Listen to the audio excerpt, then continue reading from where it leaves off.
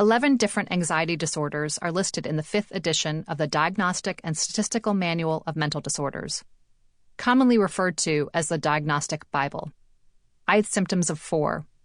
I was having panic attacks, sudden, intense periods of blinding terror, rapid breathing, and chest pain several times a day.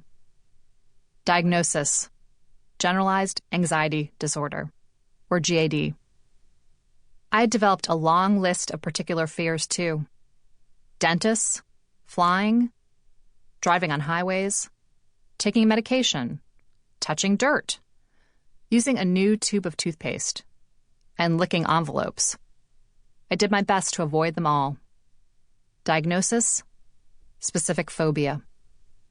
My world was becoming smaller and smaller as more places became no-go zones. Movie theaters, stadiums, lines.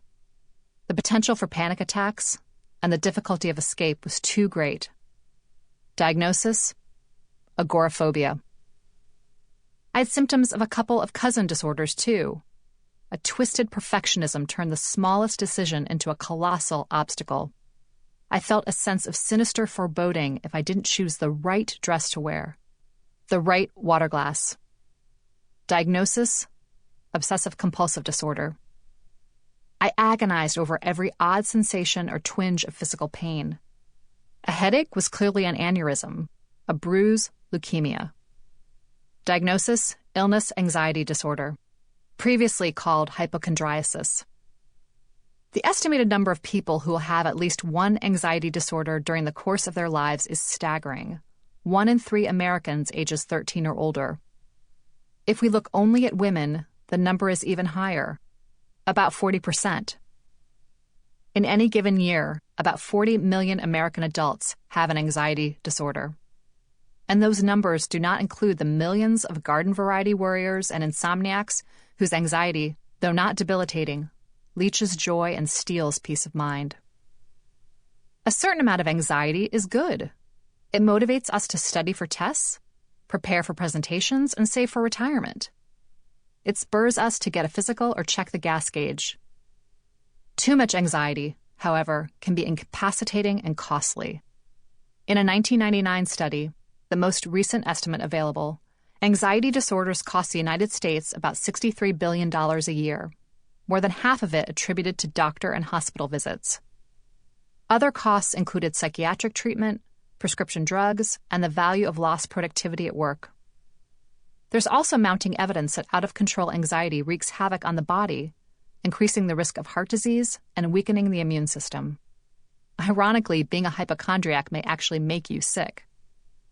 It is tempting to think of our era, with its wars, terrorist attacks, rising sea levels, and economic insecurity, as, to borrow the poet W.H. Auden's phrase, the age of anxiety. But cultural commentators throughout history have viewed their own times as equally fraught.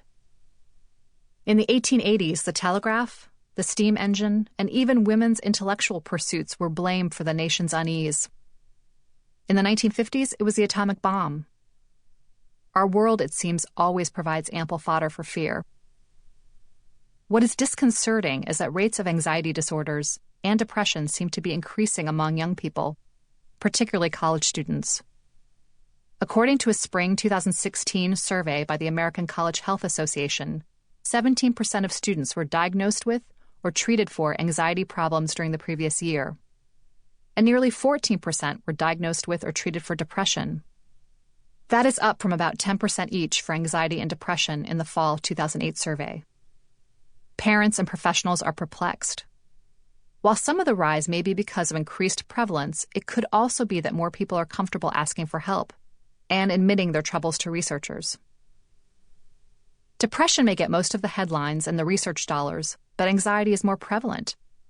In people with a history of both an anxiety and a mood disorder, anxiety usually makes an appearance first. Anxiety disorders strike young, too. They have a median age of onset of 15, compared with 26 for mood disorders.